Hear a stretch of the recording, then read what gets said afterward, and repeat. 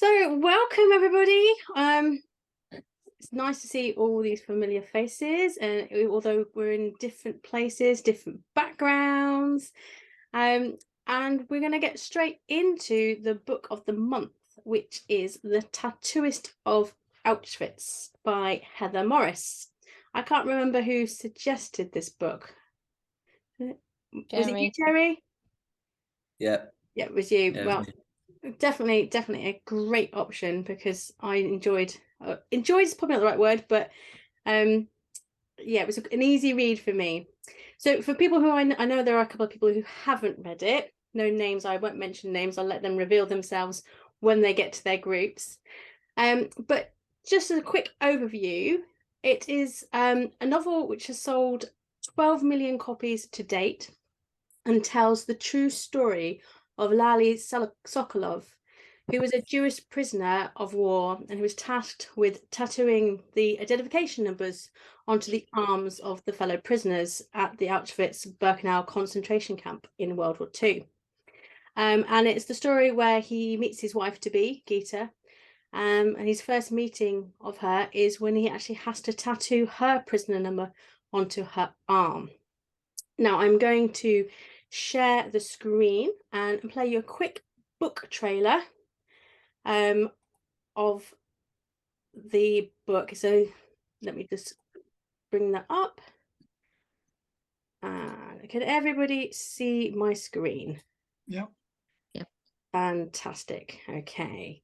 It's quite short, it's only a couple of minutes, so enjoy.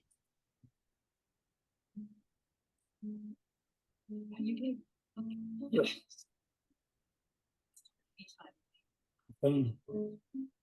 Interview through soccer, 21 February 2004.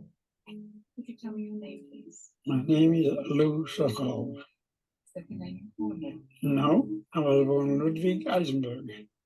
Name are you known as? As a Lally, they call me Lally.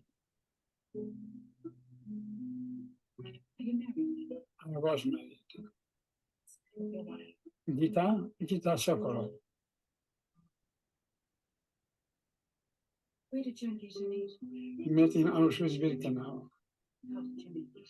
I was Auschwitz-Birkenau tattooer, and I tattooed her number of her left arm, and she tattooed her number in my arm. No.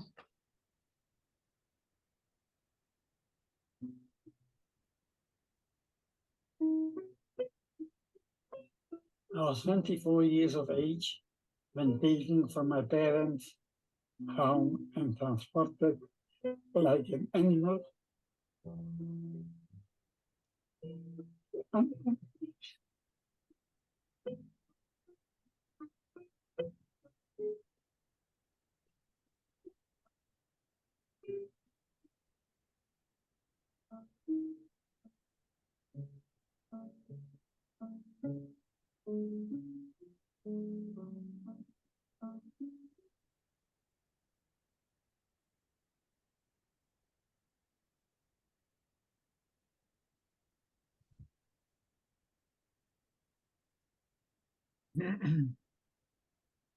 The different cover.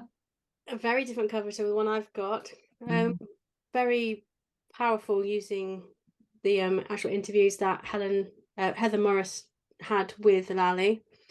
Obviously that is the trailer for the book, so it's just a way to sort of advertise the book when it came out in 2018, but you might be interested to know that it's set to become a TV series in 2024.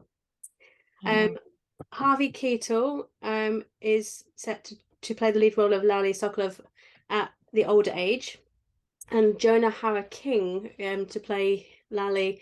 I think when they're sort of doing, they're planning it as a sort of flashback, going through the trauma of Auschwitz, so that'll be him. Anna Prochniak was going to star as Gita, and Melanie Linsky is going to be playing Heather Morris, the author, doing the interviews with the Harvey Keitel character. So yeah, so it's going to be I imagine they're going to do it very well, because it's through Sky and I think Peacock production, and they're going to recount the story to Heather and then reface the traumatic ghosts of the time and relive memories of falling in love, even in those horrific circumstances. So yeah, tricky one to do, I think. And I think it would be very controversial when it does come out. But Harvey Keitel has said about the TV series that the love story in this project, in the face of the horror, gives testimony to the spirit and the goodness of people, which I think says all he needs to say about that. And I hope that's what comes through, because it's amazing story and very emotional subject. It's hard to talk about, really, which is what we're going to go and do now. So I'm going to send you all off to your breakout rooms. There are 11 of us, so I'm going to make it into 3 rooms again. And please remember, if you can, to have a spokesperson to talk about the book. And happy talking. See you all later. Oh, please. So I hope everyone got stuck into that conversation. I know my group did, although we didn't necessarily talk about the book all that much. It was a very emotive discussion. So I'm going to spring this on the other group first. So who out of Kaz, Heather, Chris and Jerry, Jerry, you've been nominated, have you? Yeah, always the chatty Irish man who gets nominated. Although Kaz said she did the last 2 times. Yeah, we had quite a nice chat, as much as you can, about a subject like that, I guess, and we were just comparing notes. We all enjoyed the book. It was very well written, very heartfelt. We thought it was a nice, she captured it well. Although who brought up the point, was it you, Chris? Or maybe it was Heather, who said that, to survive somewhere like Auschwitz, you've got to have a hard edge to you, or else you just won't survive. And she felt that maybe the book lacked that somewhere, where Lally, and we were calling him Lael initially, I was, but Lally, he doesn't, that's not really portrayed in the book at any stage, where he would have done something maybe that wasn't so nice. Like, he's a nice guy, obviously, but as I say, to get through a prisoner of war camp, maybe at some stage he had to do something that wasn't so nice. I kind of remarked that Heather Morris must have, I was trying to get the right words that don't make it sound clumsy, because obviously it's a very emotional subject, but she must have felt wow when she started having her interviews with him, to think, I've got a massive opportunity to share this story with the world, and it's made her famous, so she's landed on her feet. And now that it's going to be a screenplay as well, I'm sure she's set for life, really. But what an experience for her to capture these stories. Let me see what else. The fact that love could prevail in somewhere as desolate and evil as Auschwitz-Birkenau is incredible, really. The reason I read the book initially, I was in Poland last September, went to Krakow, as lots of people do, and I hadn't realized the proximity of Auschwitz. I didn't go for that reason, to go to Auschwitz, but when I was there and I realized, so you can do day trips to Auschwitz, I thought, well, I've got to do that. So it was quite a harrowing day out, but important to do. And it really set with me for a long time afterwards. Like, you're processing it while you're there, but actually you have a deeper process going on for weeks afterwards. And then obviously I picked up the book and I was just captivated by it. And I felt quite emotional reading it, as I'm sure most of us did.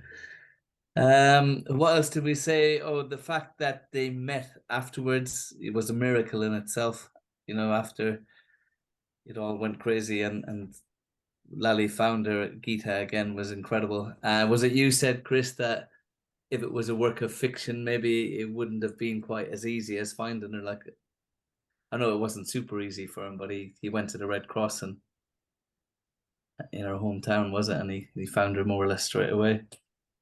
Yeah, really good all round to capture it. We spoke briefly about the other books in the trilogy. There's one on Silka's journey. And again, we spoke about how tough it would have been for the women, especially in these prisoner of war camps, that had to sleep with their German captors, and then after the war were ostracized and seen as traitors. And spies for doing things like that. And Silke went on to another prisoner of war camp, but with the Russians afterwards, which is really hard to comprehend. So I want to read that book as well. And what's the other book, Heather? Is it Three Sisters? Three Sisters. Abby's been holding them up. Yeah. Oh, okay, so Yeah. have you read those, Abby Rose, those two? Not yet. Not yet. They're on my list. Mm. So hopefully I captured it. We just had a general discussion around it all and how tough it was. And I made a comment saying, well, you said initially, Heather, that it's important that we talk about things like this, and a lot of men didn't after the war, and thankfully he did before he passed, and we got this story out. So I made a bit of a clumsy comment, maybe saying, yeah, we don't want history to repeat itself, but Heather remarked, probably right, that history always repeats itself and it comes back in cycles, but we need to learn from lessons from what humanity goes through along the way, I guess, and bring the stories to life. That's an interesting point. I was having a conversation with various people about this, and because the distance between it happening and now, a lot of people don't believe it actually happened. Mm-hmm. And they think it's fake news. So books like this, although may seem glamorized in some ways, actually, I don't know whether that harms or helps to keep the story and that knowledge and that history alive. It's a tricky one. What I was alluring to is that we need to record history, and that's why we need to talk about it. Yeah. But whatever our efforts to try and change history, let's not do that. Let's keep history as it is, but record it. And if it's recorded, then it can't be changed. But people, that's the other thing that could, with Gen AI and things, people don't believe that now. They say, well, it still must be fake. They are so suspicious of what's real and what's not. And but that's why this book is important, and the videos of him speaking are important. Yeah, because it's that record. Yeah. Bruce, Michael, who wants to talk? Bruce, you had quite a significant contribution there from reality of meeting SS people and survivors of Auschwitz, which were nicely done, Michael. we had a really good talk, because I'd only read bits of it, and I'd read a synopsis, which I think was fantastic. So I think as like almost like a testimony, it's vital that these stories are recorded and told and broadcast to some extent. Although I'm uncomfortable with the idea of there being some kind of entertainment or series and things like that, it's still really important that the testimony is presented in a way that people will understand, especially an audience who is perhaps young and won't have met the kind of people. So my friends' grandparents both survived Auschwitz, and listening to their stories was harrowing. I've visited a place in Belarus where there was a terrible destruction of villages where they were all burnt alive in the church, and this was done by people in the SS who were actually Ukrainian SS, and you can understand why the Belarusian people, or some of the Belarusian people, do not trust the Ukrainian people. And so there's lots of elements in that, people's stories. But at the same time, I'd got a friend who was in the Waffen SS, which is like the equivalent of the SAS, if you like, in the German forces during the Second World War. He's was when he was alive, an Iron Cross owner or holder, if you like, for bravery. And it was fascinating hearing how they were. He came from the Hitler Youth, and basically the state was abusing children. They were indoctrinating children, and he spent his life as a Quaker. That was the word I couldn't remember. Quaker, right? Okay. That's right. Following the war, and he spent time in a German prisoner of war, or British prisoner of war, American prisoner of war camp, for his involvement in being part of the German military machine. But he said you got three choices. He said it was death, suicide, or obedience. And he chose life in order to be able to rectify some of the damage that he knew that he had done in his fear of death to some extent. So he tried very hard to ensure that the German state could never control the minds of children ever again. It wasn't as successful as he wanted to be, but he still helped to improve the lives of people and create peace where possible. But yeah, there are many victims in this story, and some people obviously were victims, but were also the transgressors at the same time. People who were in those places weren't fortunate enough to have the right kind of contacts to be able to survive, like my friend's grandparents and like Lally. So it's quite interesting that there are various levels of survival stories in the face of great evil. And my friends in Burundi and Rwanda, going through the Truth and Reconciliation committees and things like that, that we can learn so much from Burundi and Rwanda, and the difference that they have made to their countries through facing up to the truth of the evil that's been woven through their lives. But it was interesting the way you mentioned that in Belarus there's a place where the birds don't sing. Somehow nature itself had gone silent, was traumatized. Yeah, there's almost a spiritual nature. My daughters went to Auschwitz on a school trip, and they said the same thing. There's almost something. There's a layer of spirituality. We have our spiritual lives, Christian lives. We have our faiths, whatever. But I think nature does not forget when evil has been present to such an extent that terrible things have happened.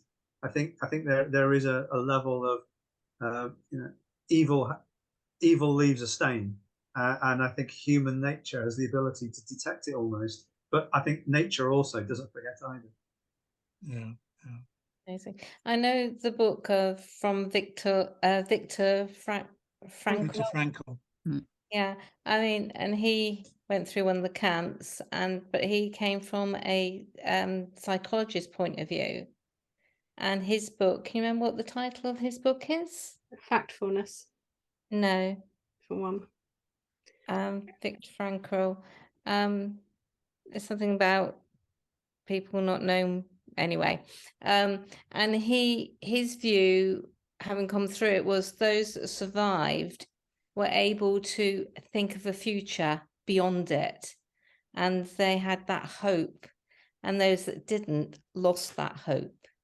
And that was a very strong message throughout his book on, just on survival of that kind of horror.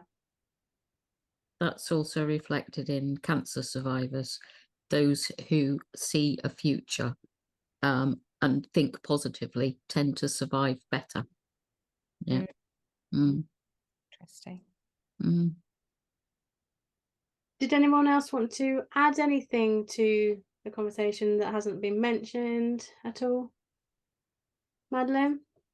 I've been to Auschwitz, and they say no birds fly over Auschwitz.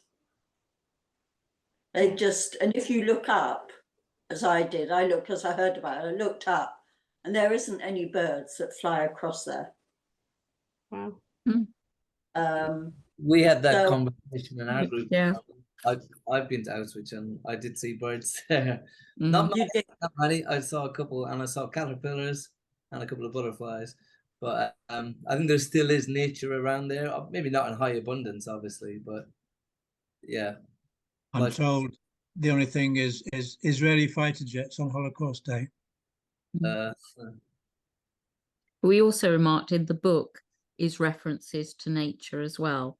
That when the shots fire out, the birds fly and things like that. And Silke finding her little 4-leaf clovers.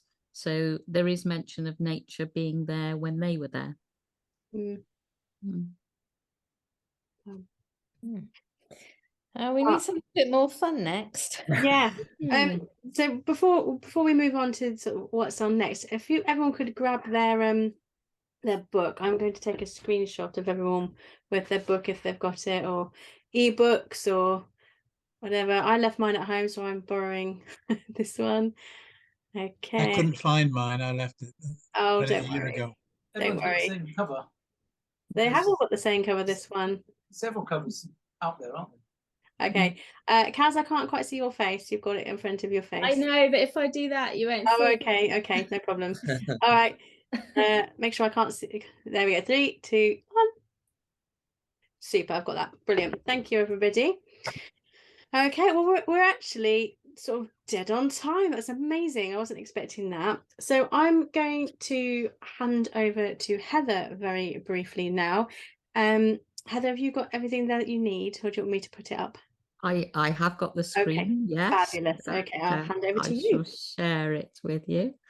So, most times at my network event around Christmas, we hold a scavenger hunt. And the reason that I tend to facilitate it is because I can't leave my chair.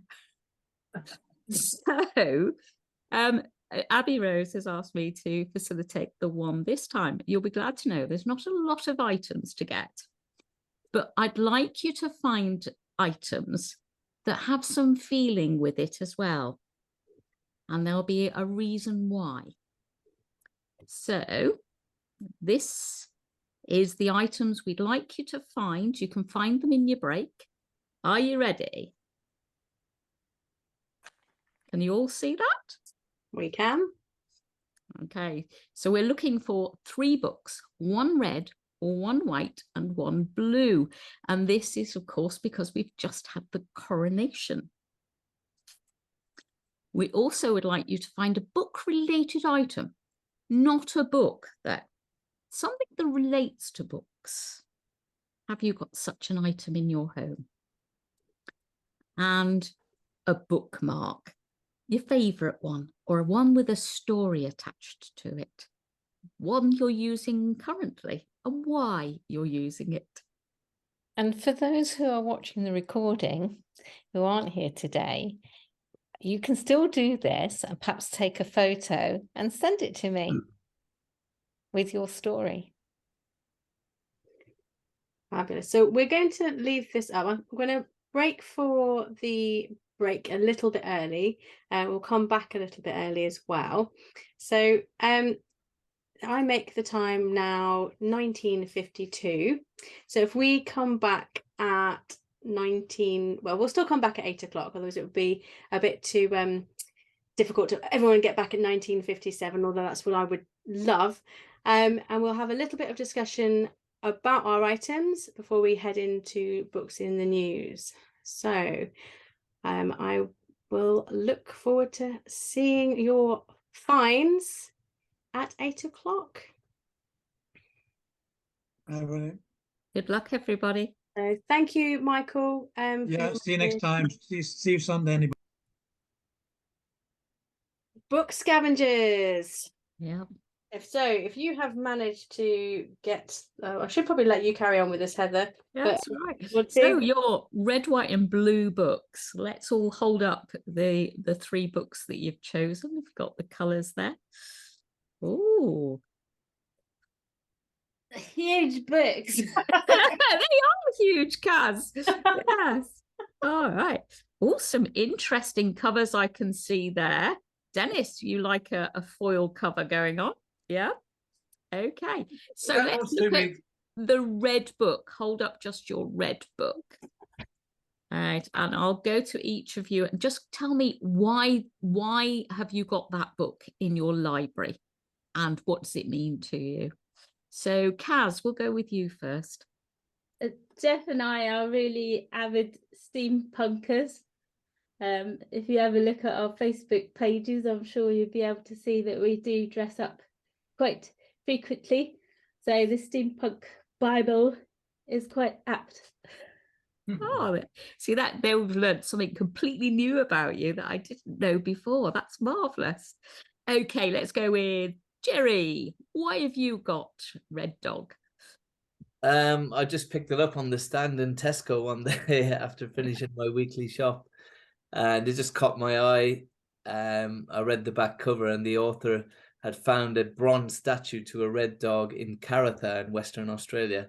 So he spent a few weeks traveling around listening to all these red dog stories from locals and local folklore. And because I've traveled a lot in Western Australia, I thought, ooh, that'll make an interesting little read. But I've not read it yet. But it's You should. It's really good, and the Yeah, film is it's good too. Yeah. The film is really what is good. oh wow. Yeah. Awesome. All right. Go on, Bruce. We have to go as to why you've got the Holy Bible, as if we need to ask. Well, the 3 books in Armory used to save me walking anywhere were red, white, and blue, and I just thought that'll do. So yeah, I mean, this is obviously quite important to me, but you know, basic instructions before leaving Earth. That's what Bible stands for. Yeah, I find that quite useful. So that's my Bible, and it's just stuffed in the drawer nearest to me at that end. That's brilliant. We've got a Bible. Ours isn't red though. Okay, Dennis, I do like a foil cover myself. So tell us all about your book. Well, this is actually a lady's book. The reason we have it is because it's leather bound, and the lady wants to collect leather bound books. I have read the book. As you know, it's pretty thick. I read it years ago, but it is my favourite musical as well. So it's a story of love and forgiveness, everlasting. Marvelous. Abby Rose. Well, this is my second lot of books because I did all this yesterday at my house and then left them at my house, so I had to find them all again here. So this was generally the nearest one I could find, but it's kind of apt at the moment because I've been doing lots of editing. So an accidental apostrophe, I've been tracking those down everywhere at the moment. Thank you, Abby. And iPad, as you've got your name. Let's hear all about your cookery book there. It's making me feel hungry. Quick and easy Indian cooking. Very easy recipes. And what I do is I don't have as many. I've only got 40, I think now. I used to have about 70 or 80 cookery books. And I try out the recipes. And if they are nice or they work out, I put how much out of 10 out of them. And it's just what to do with banana halva, what to do with bananas. Wow, yeah. So it's just stir-fried green cabbage with fennel seeds. I mean, so easy to do. So easy. So yeah, very, very easy cookery book. Brilliant. I must admit, I have a recipe for liver in Indian spices, so it doesn't taste like liver anymore. So I'm totally with that on that book. Yes. So, Chris, we're down to you now. What's your red book? Oh, it's a blue and red. With white writing. Yeah. You're on mute, Chris. So it's got some white on it as well as the blue. Yes, So you got all so I've three. got all 3 in one. It's Japanese Myths, a guide to gods, heroes, and spirits, and full of all sorts of weird stuff. The storyteller loves a story. Why is it in your library? Because the storyteller loves a story. Okay. And also they're unfamiliar. There's no real connection. But there might be long-winded connections across the Silk Road or whatever, but Japanese mythology is completely different to European mythology. Right. Heather, I'm going to jump in here because I'm aware that we've got lots of other things to get onto the agenda that we I was just going to ask about the other 2 items. And so I was just going to get everyone to hold up their bookmark. Yes, hold your bookmark. I've cheated because I've got mugs. Mine's at home. Oh, Kaz? Mine's a verbal one. A verbal one, okay. Does anybody fold the corners sometimes? No. Yeah. Okay. And if you have managed to find a book-related item that's not a book, mine's very special. I keep it wrapped because it's one of my favorite authors, and she signed it for me. Oh, beautiful. See? So I never use it. I keep it. Very clever. Very clever. Books. That's lovely. Chris, yours is very clever. A book-related item when you're writing. Mm. Bruce, we knew that you were going to have a problem because you've got all your merch. Is that a postcard? Yeah. It is postcard, yes. Okay. And books don't need batteries. That's a postcard from. What's the glove about? Well, I couldn't get anything really, and I have read a lot of boxing biographies over the years. So it's a glove. Costa do, you know, I've read lots of boxing. Yeah. Okay. Sensitive. If this was a competition. I know. I was literally clutching at straws right at the end. Madeline, what was yours? Plasters. Plasters. What have they got to do with the book? Paper cuts. It was on the book. It was the nearest I could come to. Okay, fair enough. And I've got a little book stand for when you published your book, you put your book on the side for people to see and buy. Fab. Okay, right. If we have time later on, we'll come back to other things and talk about the other books if we get a chance. I did love finding out all the red books, though. We learnt a lot about we you. Did. I think this might become a quarterly. I'm really glad I bothered to lug these two up the stairs. My white and blue books. I hefted up the stairs. Well, we may come back to it. So thanks for that. if you stay late. But maybe we should have gone with the other colours first for you. Okay, I'm going to head to books in the news. So I'm going to share my screen because I'm in charge of this one again. Only pressing buttons. Yeah. That's good. Here we go. So what's in the news in May 2023? Okay, next slide, Emma Rose, please.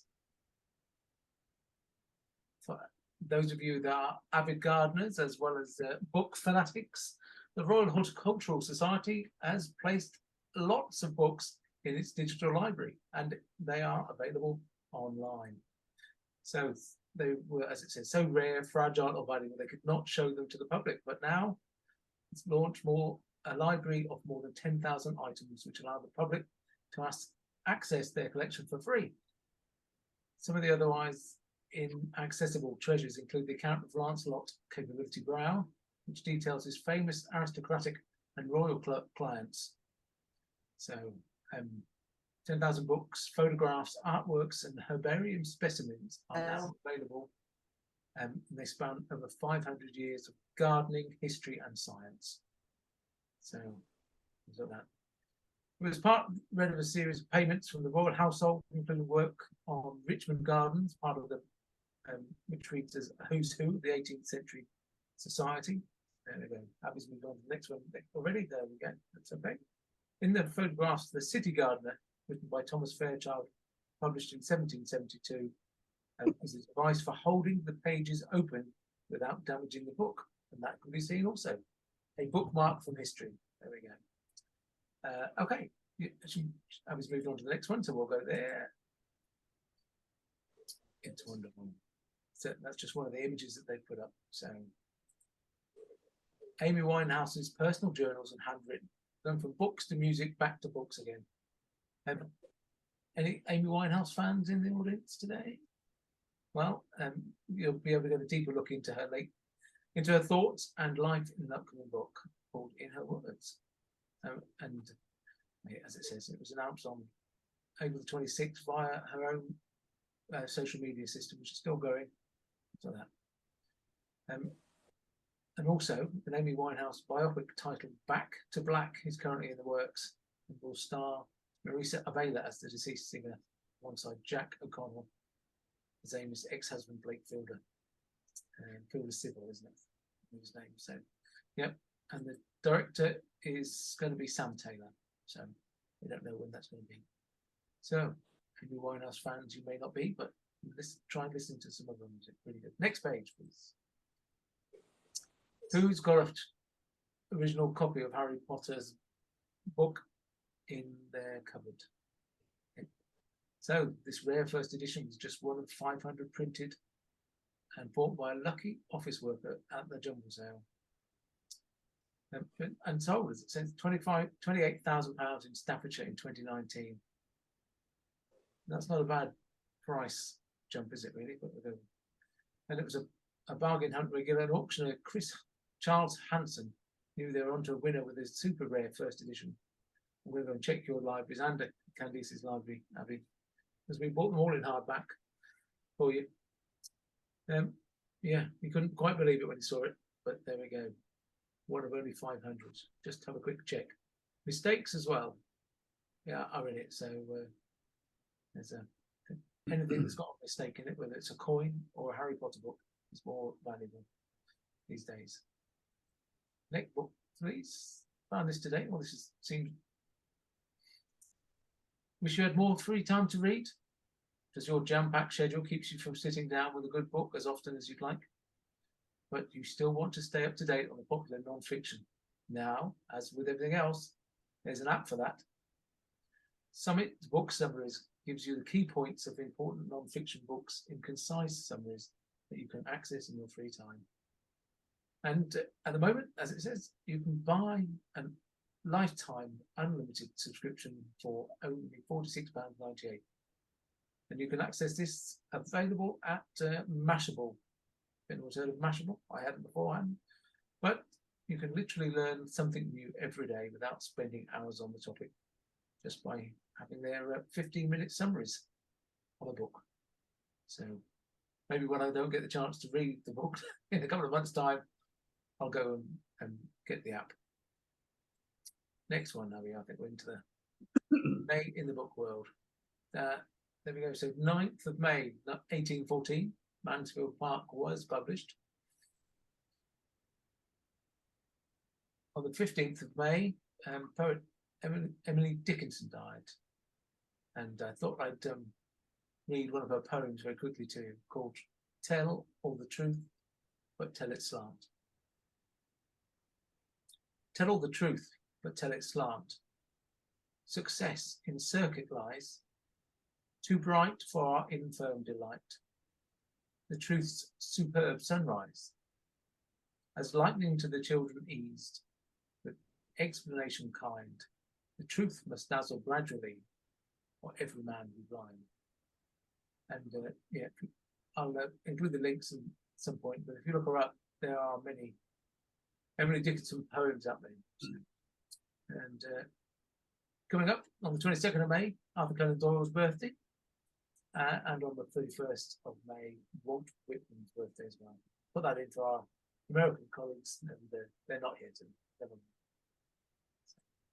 That's it. What's in the news for May 2023? Back to you, Abby. Thank you very much. Did Walt Whitman write Slaughterhouse-Five as well?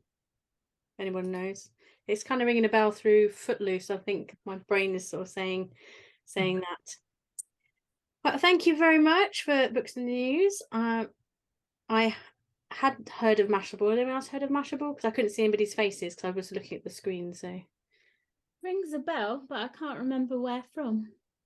you've had yeah. Yeah. I haven't used it, but I've heard of it. Maybe it's something to look at for future book academies. Okay, we're Some going of it isn't available on Android either. The Huh? app, it's not available on Android Oh. unless you sideload it. So it's an iPhone one that. Well, they don't say that. No, it's on their website, but you can only get it from the App Store from Apple. Okay.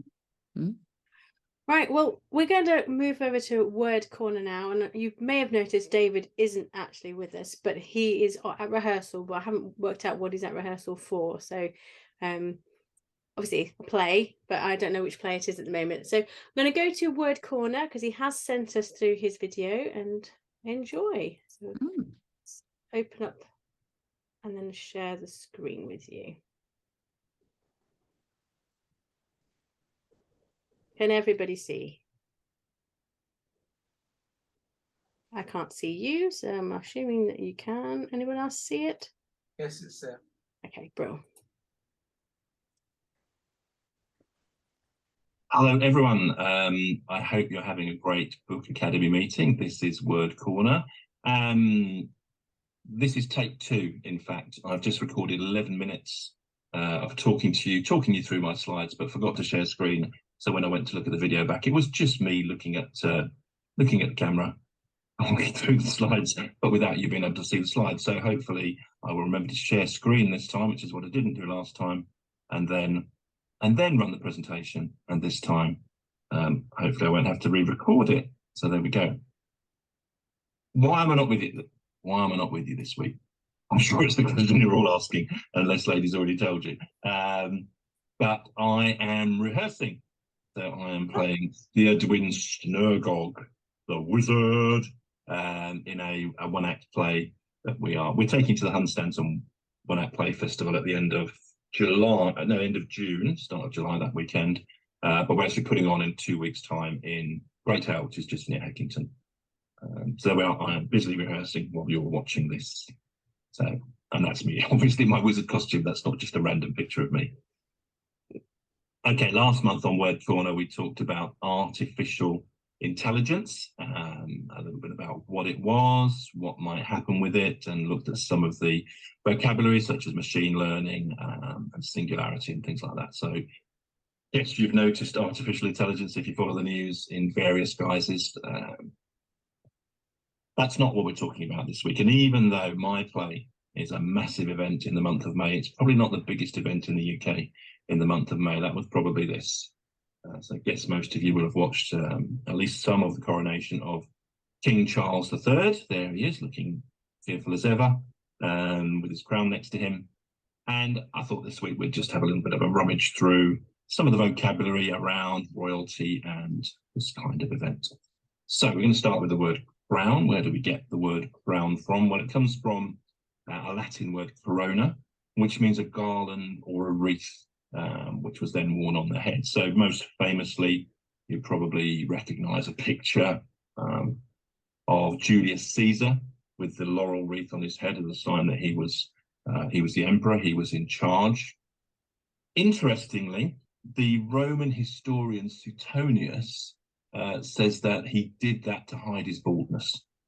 That Caesar was quite a well-kept man, but could do nothing about his male pattern baldness, was a bit embarrassed about it, and so in order to hide that, he went to the Senate and got permission to always wear his corona, his laurel wreath, and that potentially is where the idea of wearing a particular crown or corona started from, just to hide Caesar's baldness. But it might be quite useful for our future king. There he is, who has got the hereditary male pattern baldness of his family, although it doesn't seem to have done him any particular harm, as he was voted in 2021 as the world's sexiest bald man.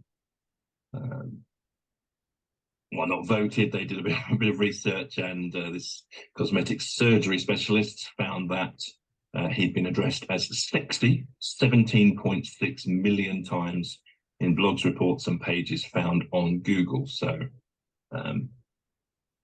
being a bit of a baldy doesn't seem to have done him any harm at all with his millions of pounds and royal inheritance and being the future king. So we are, there's hope for all of us, yeah. So that's the origin of crown, to hide Caesar's baldness. King itself, that's probably the most famous English king there, King Henry VIII. We learn about King Henry VIII and his 6 wives and their various different fates at school. You probably know divorced, beheaded, died, divorced, beheaded, survived, in terms of the 6 wives. So where does the word king come from? Well,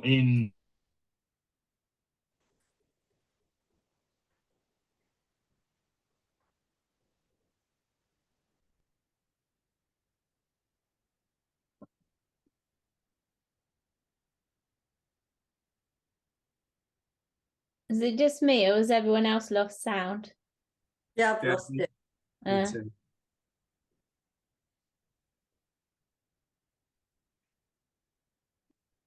Muted, Abby. Is everybody else having the same problem? Yeah. Yeah, I lost it. Okay, what was the last thing you heard? Just we got the king. Yeah, divorced, beheaded, died, divorced, beheaded, survived. Okay, I'll try going back to there and seeing what happens. Greek languages, then the root is an Old English that word working? of Kenning, Yeah. which means ruler, and very similar to the German word König, obviously have the same origin, which then became König, and then König, which is the current German word for king. So in the north of Europe, we use this origin. In the south of Europe, the Romance languages, based on Latin, will use the root word of rex from Latin. So in French, we get roi, which is the French word for king, the roi.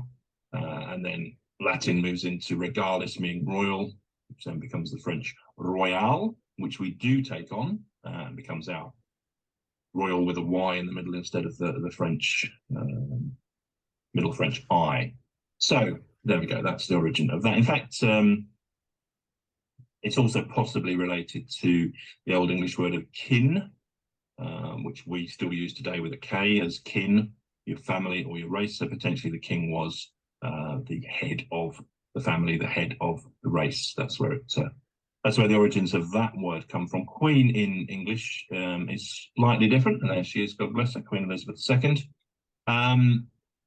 This comes from a Proto-Germanic word, quenon, or in Old English, quen, and that meant, and apologies to, to the females on the call, that was the wife or woman of the king. So originally it was the person who was married to the king, or the person who was with the king. Later on, it became a title in itself. So obviously Queen Elizabeth I, Queen Victoria, Queen Elizabeth II, queens in their own right, as opposed to married to the king. But that was the origin of that.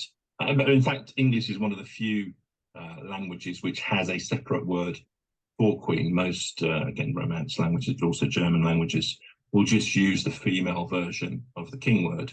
So in French, roi becomes reine. In German, König becomes Königin.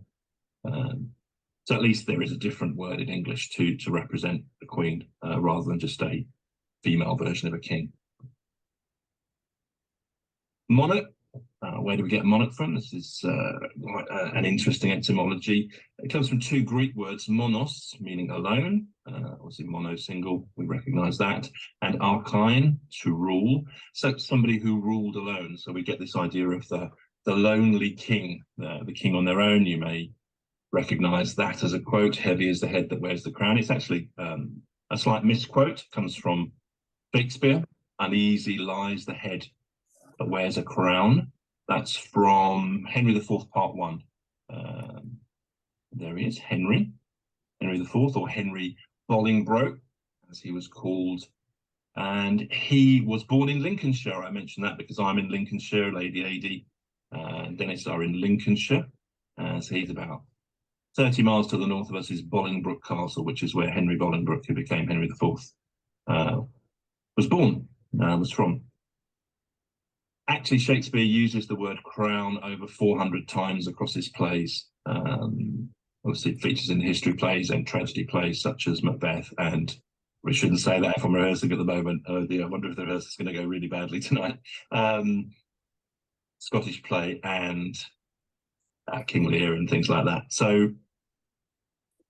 for Shakespeare, they were recognizable figures. They were recognizable stories. Obviously, didn't have the internet and celebrity and various things like that, or books that people read. So these were familiar tales. So that's why kings, in general, feature quite heavily in Shakespeare plays. So 400 times he mentions crown across his different plays.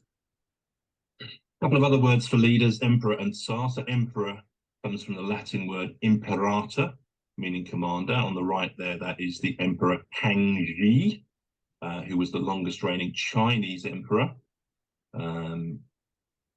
Reigned for 61 years, not as long as Elizabeth II, who made it to over 70 years.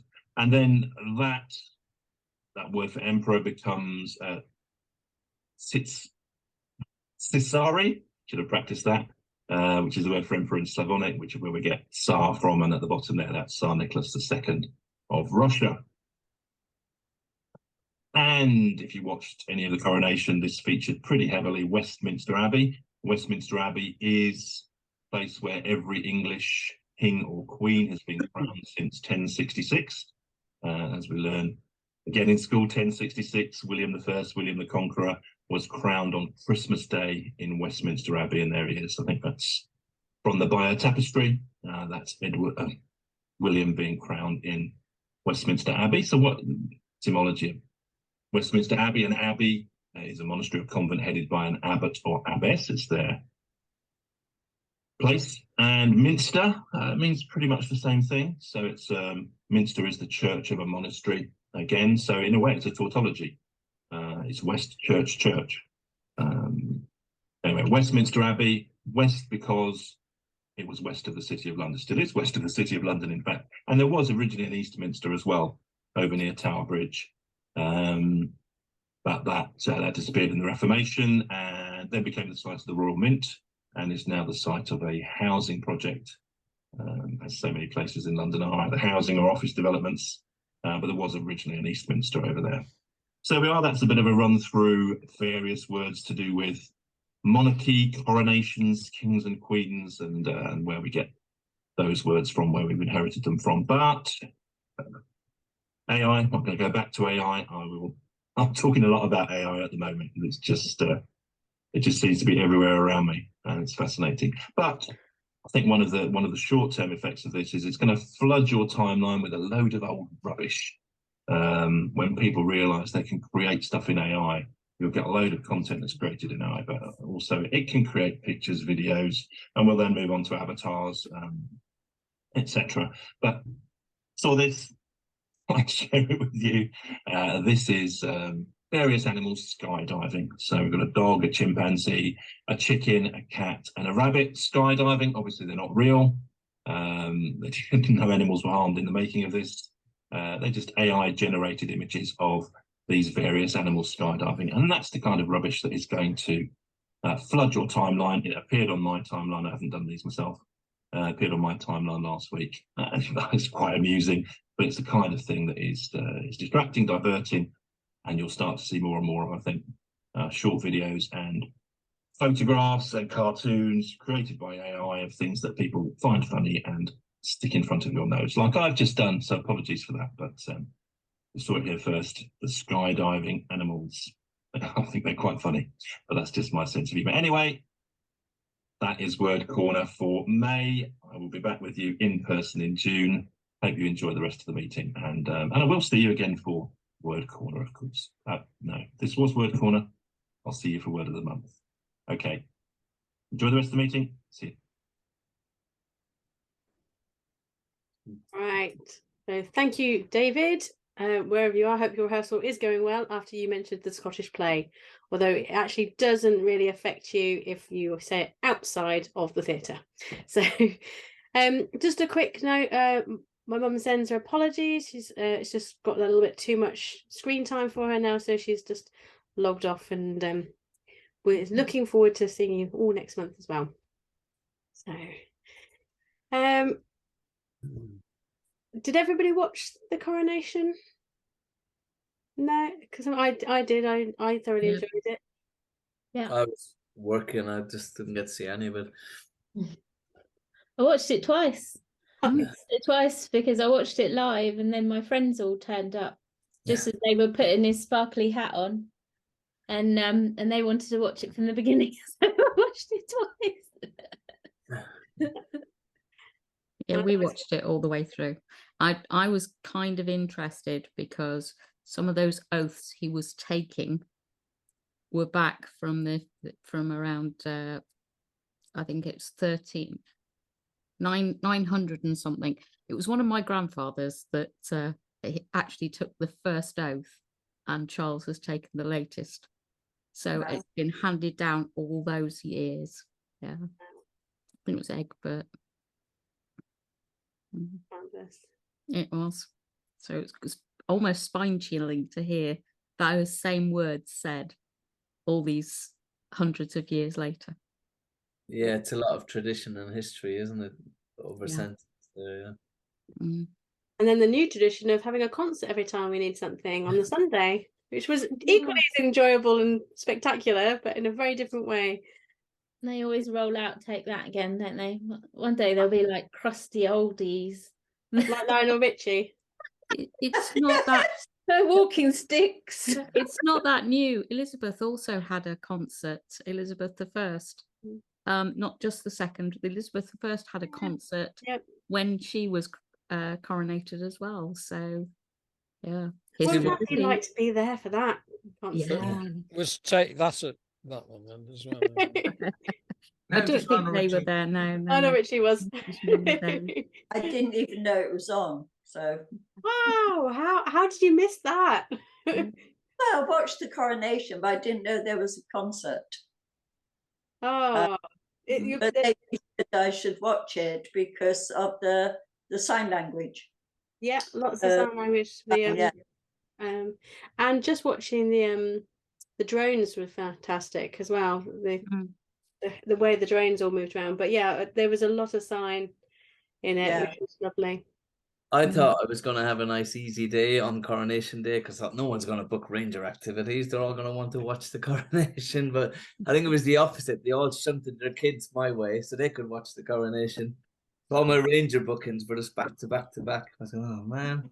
So, yeah, I didn't get to see any of it. Oh, right. It's on iPlayer, Jerry, don't worry. Yeah, I'm sure I can catch the highlights. Catch the highlights.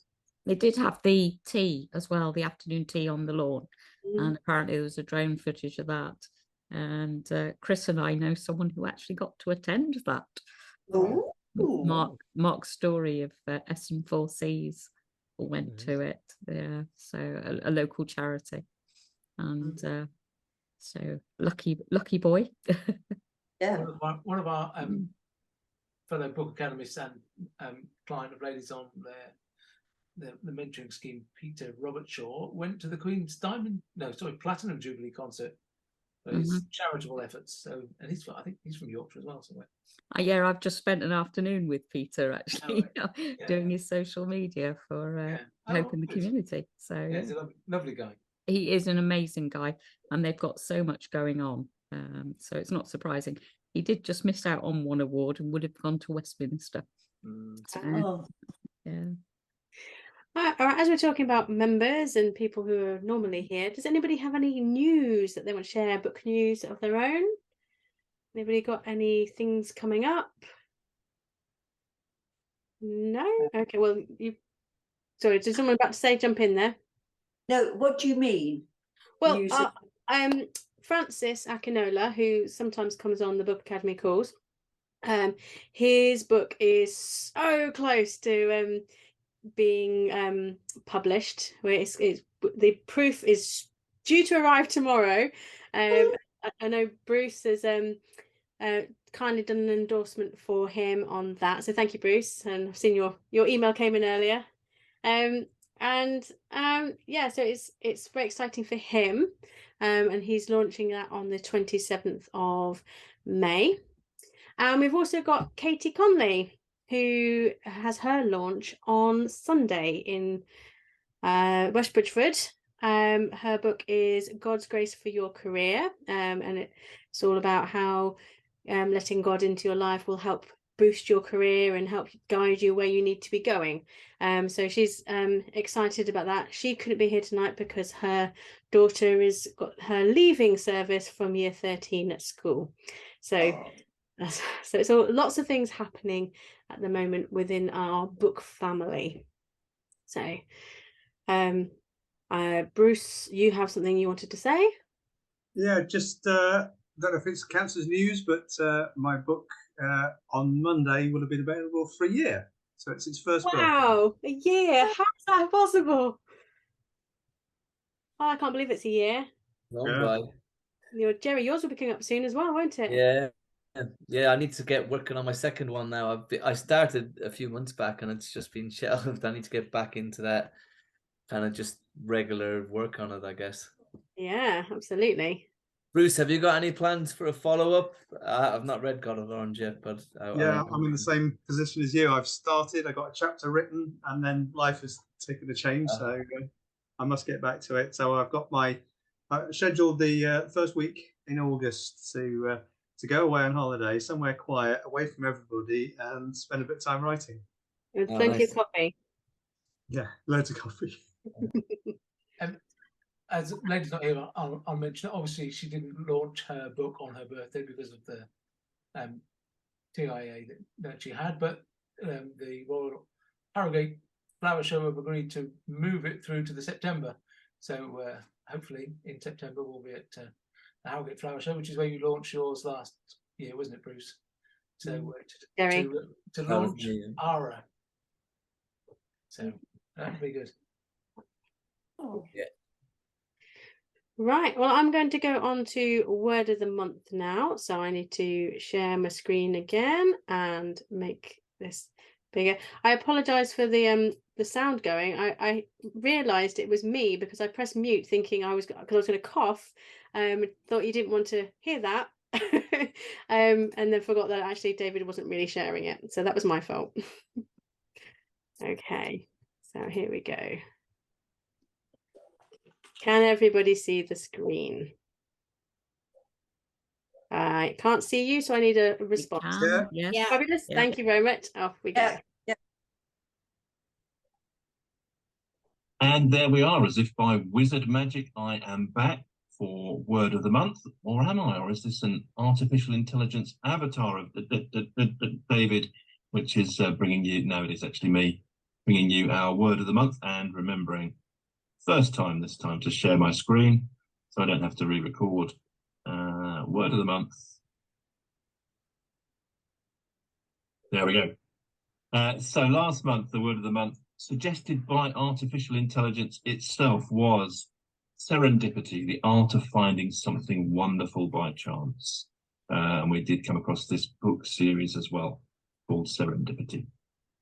So that was last month. This month, last month's challenge was to have a conversation with ChatGPT. I showed where you could actually ask it to talk in a particular voice, and it would talk to you. So I wonder if anybody's experimented with that since the book we read last month, Scary Smart. Anyway, let's move on. Let's have a look at the word of the month, or in fact, it's two words. So is it a phrase? Is 2 words enough for a phrase? I don't know. Anyway, word of the month this month is or are red tape. So we'd have to talk about red tape. There we go. It's an often used expression with an image to go with it, which sort of sums up what we mean by red tape, which is excessive bureaucracy or adherence to official rules and formalities, which slows us down, gets in the way, irritates us. It's usually applied to governments, councils, large organisations, but very regularly used. So where did it start? Who first used red tape? Where does the expression come from? Well, it goes back to the 16th century, and we do have a royal connection. As we were talking about kings and queens earlier on, it was actually King Charles V of Spain. There he is with his faithful hound, looking resplendent. And ironically, it was an effort to modernize and to make more efficient his administration. So red tape was originally designed to make things more efficient and quicker and better. And it didn't really succeed, did it? Anyway, what he did then was use red tape to bind up the most important dossiers that had to be looked at immediately and discussed by the Council of State, and then less important information and dossiers were bound with string, so that you could tell it was early prioritization. You tell what was important and what wasn't so important, what you needed to deal with now and what you could leave till later. So that was the original idea of red tape, was to signify what's important. But the problem with being able to signify what's important is everybody starts to think they're important. If you've ever had an email from somebody else where they've put the exclamation mark in to tell you that it's an important email for you, you may know that sense of frustration when somebody else thinks that their priorities should be your priorities too. But anyway, that's sort of what's happened over the centuries with red tape. The practice started to spread to other European monarchs. There's our old friend Henry VIII, and he bound up a lot of his petitions to have his first marriage to Catherine of Aragon annulled. He sent those off to the Pope, bound with red tape to show how important they were. And then it spread and it spread all over the world since then. So this is a set of pension documents from the USA in 1906, bound with red tape because they're important. But then suddenly everything, not suddenly, over centuries, everything becomes important. everything's bound up with red tape, and becomes a shorthand. It becomes something that that we use all the time. So, for example, David Copperfield, Charles Dickens wrote talking about parliamentary procedures, parliamentary processes in the 1850s. Britannia, that unfortunate female is always before me like a trussed fowl, skewered through and through with office pens and bound hand and foot with red tape. And looking at the photo of Charles Dickens there, he does look like he's having to deal with a bit of red tape there. That's the expression you get on your face when you're filling in page 14 of the form or something like that. But gives us two types of news story, which you see again and again and again. So politicians are always vowing to cut red tape. So these are some prime ministers of the last decade. Cameron pledges to cut red tape for small business. Sunak vows to scrap EU red tape in 100 days, which he's changed his mind on now. So it's a very, very easy thing for politicians to come in or to promise that they're going to cut red tape to save money, to make our lives better. These very rarely actually materialise.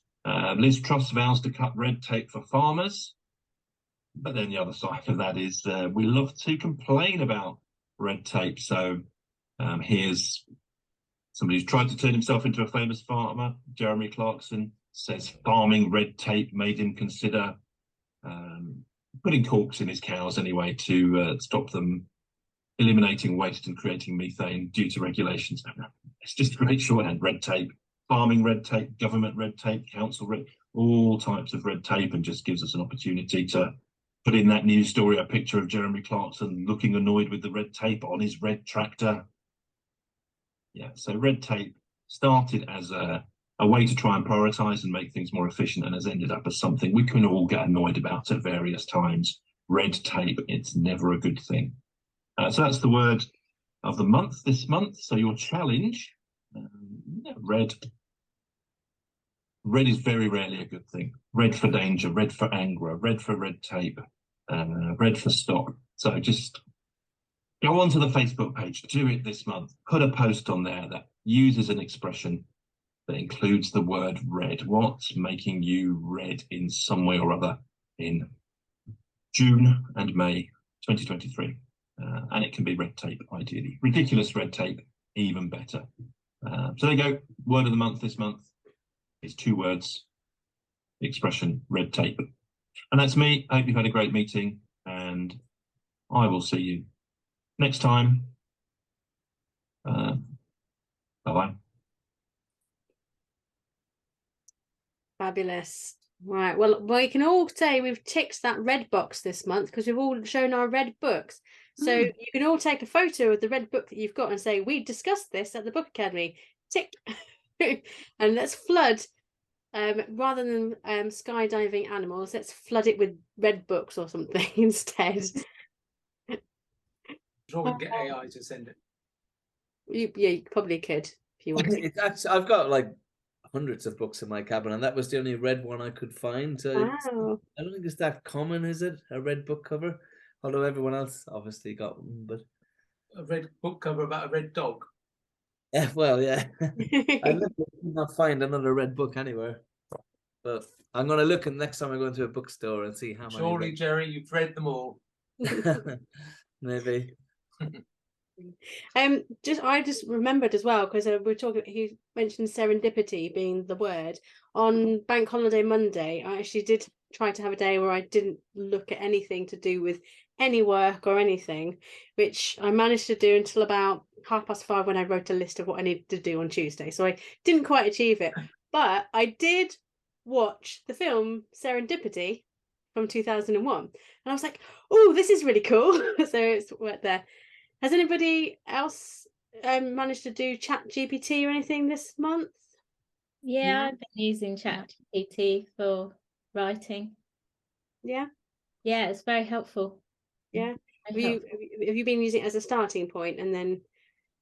No, I've actually been. I'm attempting to write a novel, and it does have AI in it, featuring quite prominently. And I just wanted to ask ChatGPT's opinion as an actual AI, what they thought of the scenarios that I was posing and how AI might behave in those situations.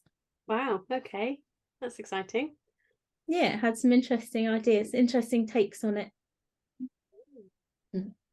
Out of interest, which versions of ChatGPT are people using? Free one. Free one. Yeah, 3. Although ChatGPT 4 is embedded in Bing. So Microsoft have just released the AI available in your Bing browser. So if you download the Bing browser to your phone, you have ChatGPT 4 for free in your phone. Bing browser. Okay. Yeah. Interested to know. Bruce? And you would click the Bing and just ask it a question, and chat will start up. ChatGPT. Yeah. Bruce, what do you use? I was just asking myself the same question. I was just Googling to see which one I've been using. There's about 3 that are available that I've come across, but some obviously are a sign up. So there's the OpenAI, but there's the ChatGPT online as well. So I wasn't quite sure if people were just using the standard one, but in case somebody had come across something interesting, so you know, the one that can produce artwork, or if somebody's done the video ones.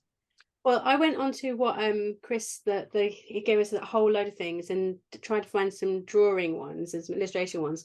So I was really interested to sort of see what was going on with it. And you have, if you go really specific and detailed, it ones on that the free stuff doesn't produce anything of any sort of quality yet. I imagine if you went for the stuff that you have to pay for, the quality is so much better, I would imagine. But yeah, Canva does. DALL-E produces mixed results. I've had some amazing things from it and some really not so amazing as well. I thought it was interesting as well in the news, the photograph of the year or something was actually produced by AI, and the guy refused to accept the prize, but he entered it to see whether it would win, and it won, and he went, no, I can't accept it because it's AI generated, it's not actually my photo. So I thought, if the photographers can't tell the difference, that's quite scary. Canva has it built in as well. You could get drawings there. Again, I've had conversations with ChatGPT. I asked it to do me a nutritional meal, and as a nutritionist, of course, I could analyze it afterwards.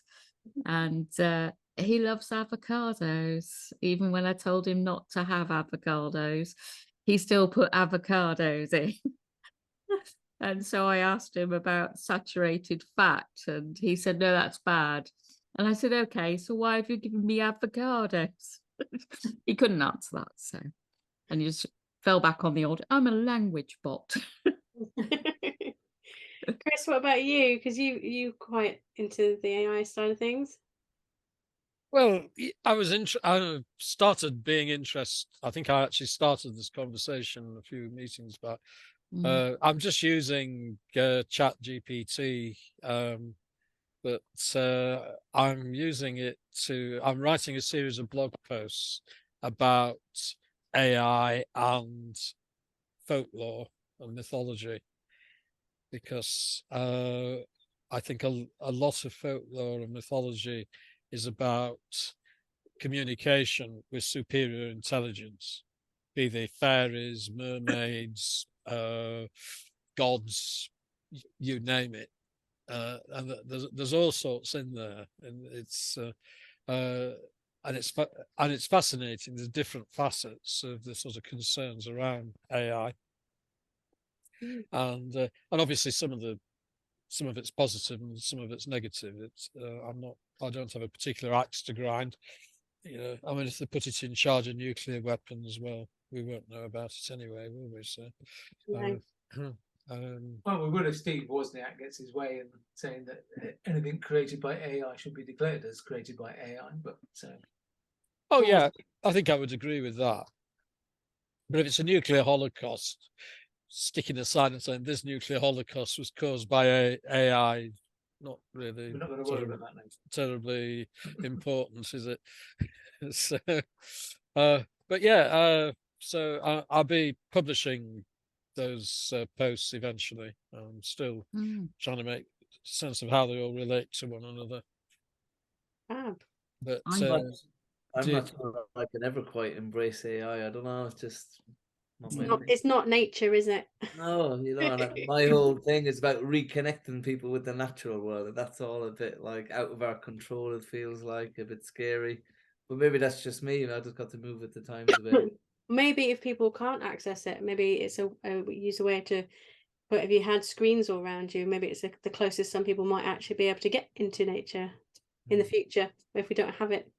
I agree with Elon Musk, and he was the one that started Open AI and has now left it, and quite categorically states that we need legislation before it gets out of hand.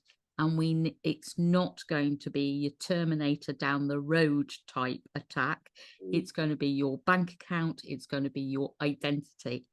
And that we need a kill switch, i.e. switch off the electricity that feeds them.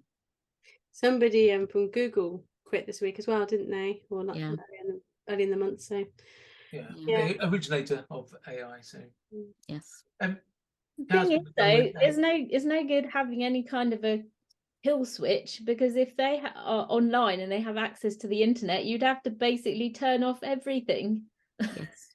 It's not possible. It's not possible to have. That's why we need the legislation, and that's why we need to go cut off on ranger walks and learn how to go back to the dark ages. Society would crumble. Can you imagine if you cut Wi-Fi codes? People just wouldn't be able to handle it. Never mind it. But I can still have those. Yes. Exactly. It's amazing how far in the space of a couple of generations, like it's leaped. It's just makes me wonder, for my daughter's generation, what's going to be like when they're adults. How many of us here predate the internet? Yeah. I don't think so. Not quite. Yeah. Yeah. When was the internet invented? What was it? 1993, something like that. No, that was the World Wide Web, but the internet was created much before that, but it wasn't available. Yes, it was made by the military in the 1960s. So was it? Right, I'm going to move on to next month's book, which is Terms of Service by Craig Stanfill, which I think was suggested by you, Kaz. Yeah, it was. I hope everyone doesn't hate it, but I really enjoyed it. So we'll find out next month. Again, it's sort of AI influenced, which is kind of interesting because it does seem to be really on the radar at the moment. So that is quite. I like the fact. I'm looking forward to it because I like sci-fi. So I'm looking forward to it. How do you spell the surname? Stanfill. Phil. Right. Yeah, I will put this into the links and things as well. Terms of service. Yeah. Sounds like red tape to me. It does, yeah, absolutely. And just to let you know of the date for next month, it's June the 15th. And then the following month, we have chosen another book for the following month. So I'm just going to share the screen very quickly with you so you can see it. We are going with Michelle Obama's The Light We Carry, Overcoming in Uncertain Times.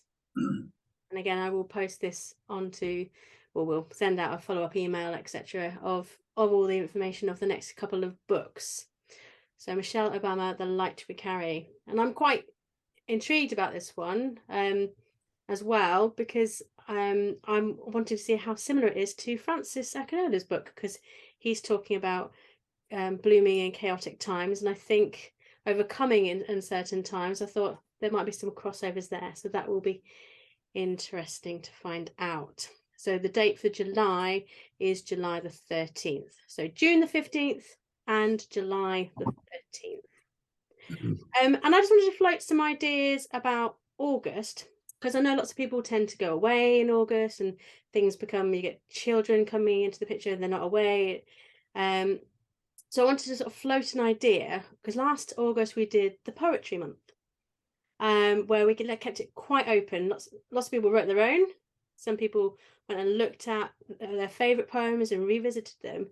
And I wanted to know whether you wanted to do something like choosing a book from the year you were born, or choosing a book that starts with the beginning letter of your name, unless it's like A, you can't use A or An, so no articles, but alphabet or something like that. So what's people's thoughts? Don't have to tell me now, just if you think of something, we'll revisit it again obviously next month, ready for choosing an idea. But anyone got any initial? Yeah, it could be something to do with summer holidays or locations or something. Either that's just another thought.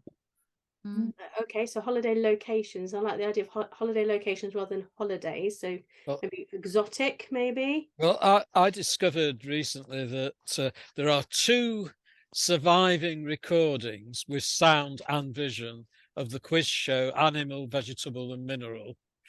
And one of them was the day I was born. Wow. So so if everybody could find something that was published or on the actual day they were born, I'll be in good The actual day. There's always the newspaper.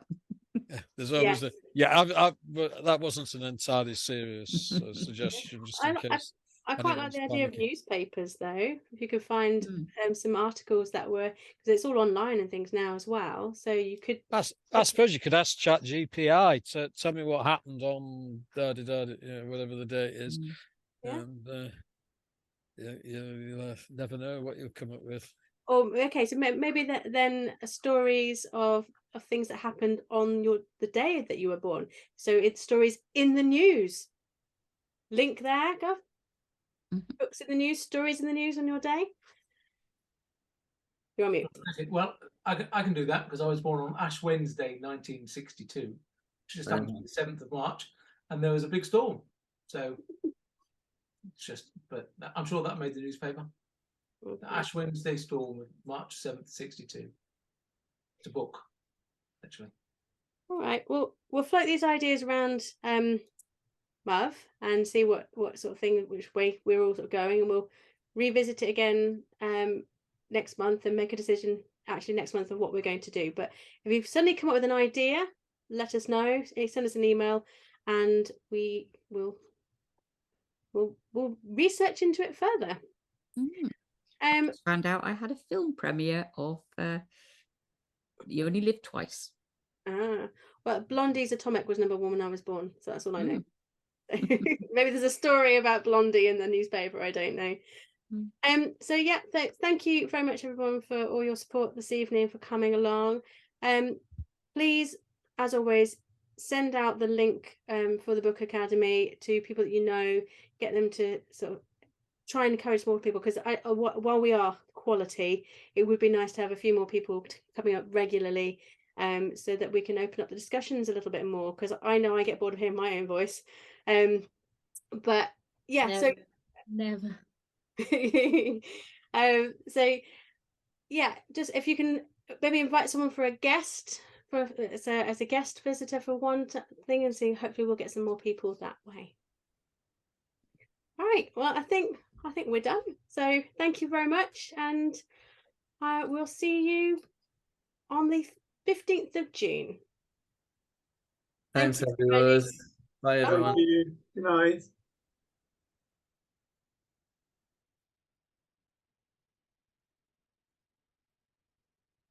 Good. Well done.